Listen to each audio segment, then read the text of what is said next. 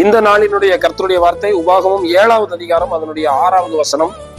நீ உன் தேவனாகிய கர்த்தருக்கு பரிசுத்த ஜனம், பூச்சக்கரத்தில் உள்ள எல்லா ஜனங்களிலும் உன் தேவனாகிய கர்த்தர் உன்னை தமக்கு சொந்தமாய் இருக்கும்படி தெரிந்து கொண்டார். இந்த நாளிலும் நாம் கர்த்தருக்கு என்று பிரித்தெடுக்கப்பட்டவர்கள். பரிசுத்தமாக்கப்பட்ட ஜனம் என்றால் பிரித்தெடுக்கப்பட்டவர்கள்.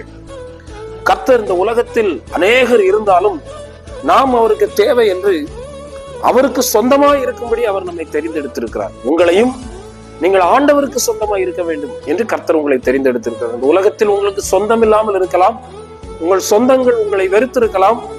உங்களை நேசிக்கிற கர்த்தர் உங்கள் மேல் அன்பு கூர்ந்து நீங்கள் கர்த்தருக்கு சொந்தமாய் இருக்க வேண்டும் என்று கர்த்தர் உங்களை தெரிந்தெடுத்திருக்கிறார். எனவே அந்த தெரிந்தெடுத்த கர்த்தர், அவருக்கு நாம் சொந்தம், நமக்கு அவர் சொந்தம்.